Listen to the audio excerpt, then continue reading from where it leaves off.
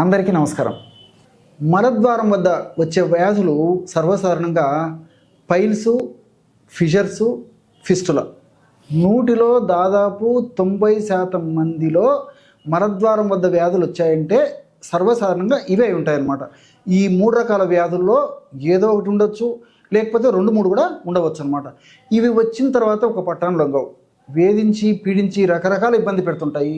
ఈ యొక్క సమస్య ఉన్నప్పుడు, అంటే ఈ 3 వ్యాధులు ఉన్నప్పుడు కానీ, లేకపోతే ఒక్క సమస్య ఉన్నప్పుడు కానీ మలద్వారం వద్ద మంట, పోటు, సలుపు, బాధ, అసౌకర్యము, దురద, అదేవిధంగా మరి ఫిస్టులా ఇలాంటివి ఉన్నప్పుడు అప్పుడప్పుడు మలద్వారం ప్రాంతంలో సన్న కురుపులేయడము, ఆ కురుపు లేచినప్పుడు నొప్పి ఉండేసేసి రోజు రోజుకు విపరీతమైన నొప్పి వచ్చేసేసి కురుపులో అంత ఇన్ఫెక్షన్ వచ్చేసి ఆ చీము చేరేసి అది పగిలిన తర్వాత ఉపశమనం కలగడం ఇలా జరుగుతుంటుంది. అదేవిధంగా మోషన్ వెళ్ళేటప్పుడు మంట ఉంటుంది.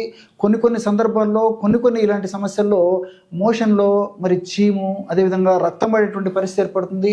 మోషన్ సరిగ్గా కాకపోవడం అనేటువంటి పరిస్థితి ఏర్పడుతుంది. ప్రేవుల కదలికలు సరిగ్గా జరగకుండా ఉండేటువంటి పరిస్థితి ఏర్పడుతుంది. ఇలా వివిధ రకాలైన కారణాల రీత్యా ఈ మలద్వారం వద్ద ఈ యొక్క సమస్యలు కలుగుతూ ఉంటాయి అన్నమాట. అంటే షుగర్ ఉన్నప్పుడు, అదేగా షుగర్ వ్యాధి ఈ వల్ల ఈ యొక్క సమస్యలు కలగవచ్చు. అధిక బరువు ఉన్నప్పుడు ఈ సమస్య కలగవచ్చు. మలద్వారం సరిగా శుభ్రం చేసుకోకపోవడం వల్ల ఈ సమస్య కలగవచ్చు. అదేవిధంగా మరి మోషన్ ఫ్రీగా కాకపోవడం వల్ల ఈ సమస్య కలగవచ్చు. ఎక్కువగా చెమట పట్టడం వల్ల ఈ సమస్య కలగవచ్చు. ఇలా వివిధ రకాలైన కారణాల రీత్యా ఈ యొక్క సమస్య కలుగుతూ ఉంటుందన్నమాట.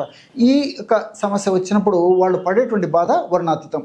ఇలాంటి సమస్యలు వచ్చినప్పుడు క్షేమదాయకంగా మనం ఔషధాలు వాడుకోవడం వల్ల ఈ సమస్యల నుంచి చాలా త్వరగా బయటపడేందుకు అవకాశం ఉంటుంది.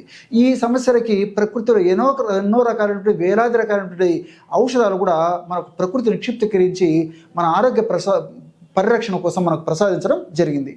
వాటిల్లో మీకై మీరు వాడుకోదగ్గ, అత్యంత సులువుగా ఉపయోగించుకోదగ్గ, అధికమైనటువంటి ఫలితాన్ని ఇచ్చేటువంటి ఔషధాన్ని మనం ఇప్పుడు తెలుసుకోబోతున్నాం.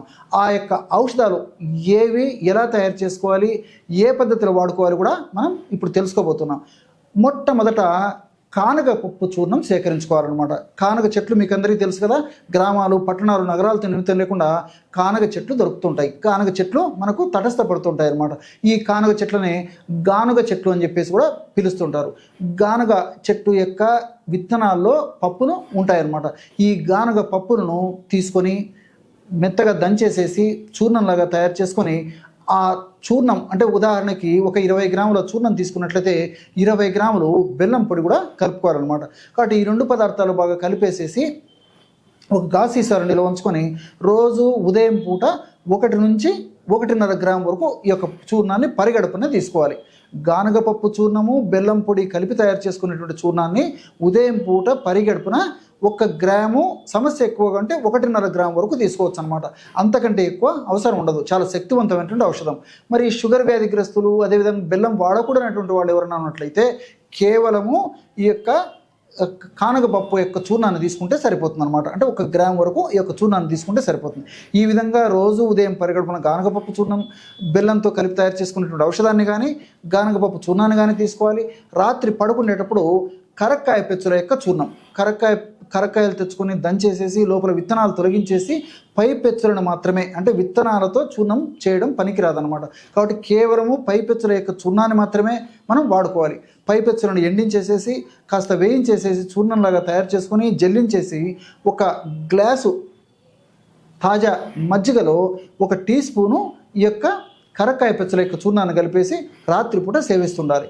ఉదయం పూట ఒక రకమైనటువంటి ఔషధాన్ని, రాత్రిపూట పడుకునేటప్పుడు మరొక రకమైన ఔషధాన్ని, ఈ పద్ధతిలో ఈ 2 రకాల ఔషధాన్ని కడుపులోకి సేవిస్తూ ఉండాలన్నమాట. ఈ విధంగా దీర్ఘకాలం పాటు వాడినప్పటికీ, అంటే దాదాపు 2 మాసాలు 3 మాసాలు వాడినప్పటికీ అన్నీ మనకి సైడ్ బెనిఫిట్స్ ఉంటాయి, కానీ ఎలాంటి సైడ్ ఎఫెక్ట్స్ కూడా ఉండవు. ఈ పద్ధతిలో ఈ యొక్క ఔషధాన్ని క్రమంగా వాడడం వల్ల చాలా చక్కటి ఫలితాలు త్వరగా కలిగేందుకు అవకాశం ఏర్పడుతుంది. మరి ఈ యొక్క ఔషధాన్ని వాడుకోవడం వల్ల పైల్స్లో చక్కటి ఉపశమనం కలుగుతుంది, చక్కటి ఇంప్రూవ్మెంట్ కలుగుతుంది, చక్కటి ఫలితం కలుగుతుంది. అదేవిధంగా ఫిస్టులా, ఫిషర్స్ లాంటి సమస్యలు కూడా ఈ యొక్క ఔషధం చాలా సమర్థవంతంగా పనిచేస్తుంది. పైపూత మందుగా ఎలాంటి ఔషధాన్ని వాడుకోవాలంటే దీనికి మేకమేయని ఆకు చాలా అద్భుతంగా పనిచేస్తుంది. బాగా నిదానంగా రాసుకోండి.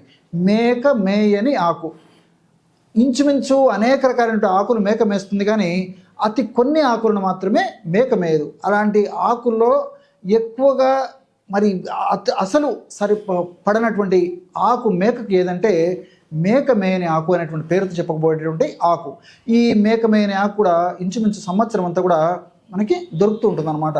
ఒక తీగ జాతి సంబంధించినటువంటి ఈ మొక్క మేకమైన ఆకు 1 లేదా 2 ఈ యొక్క మేకమైన ఆకులను తీసుకొని అందులో కాస్త వెన్న కలిపేసేసి మెత్తగా నూరడం వల్ల బ్రహ్మాండమైనటువంటి లేపన ద్రవ్యం తయారైపోతుంది అనమాట. మేకమైన ఆకు, వెన్న ఈ 2 పదార్థాలు కలిపి తయారు చేసుకున్నటువంటి ఈ లేపన ద్రవ్యాన్ని మలద్వారం వద్ద ఉంచేసేసి ఒక తమలపాకు కానీ లేకపోతే మరి రావి ఆకు కానీ ఇలాంటివి కట్టేసేసి గోచిలాగా కట్టుకొనేసేసి రాత్రిపూట ఇలా చేసి ఉదయం తీసేస్తూ ఉండాలన్నమాట. ఈ విధంగా క్రమం తప్పకుండా మరి కొన్నాళ్ల పాటు 15 రోజులు కానీ 20 రోజులు కానీ ఈ పద్ధతిలో ఈ యొక్క ఔషధాన్ని సేవించడం వల్ల, అంటే పైపూత మందుగా ఈ యొక్క ఔషధాన్ని వాడుకోవడం వల్ల చాలా సమర్థవంతమైన ఫలితాలు కలుగుతాయి. పైపూత మందుగా ఒక 15 రోజులు వాడి ఆపేసినప్పటికీ కడుపులోకి ఈ యొక్క ఔషధాన్ని కొన్నాళ్ల పాటు సేవించడం వల్ల ఈ యొక్క వ్యాధులు మరలా పునరావృతం కాకుండా కూడా ఇందులో ఉన్నటువంటి ఔషధ గుణాలు సదా మన దేహంలో ఉంటూ కాపాడుతూ సదా రక్షిస్తూ ఉంటాయి. ఆయుర్వేద, గిరిజన మూలిక మరియు పారంపర వైద్యం చేసే ప్రతి ఒక్కరూ మా ఛానల్ ద్వారా మీ విద్యను ప్రజలకు తెలపాలనుకుంటే మా నంబర్కి కాల్ లేదా వాట్సాప్ చేయండి. మీ దగ్గర ఉన్న ఆయుర్వేద మరియు హెర్బల్ ప్రొడక్ట్స్లను మా ఛానల్ ద్వారా ప్రజల్లోకి తీసుకువెళ్తాం.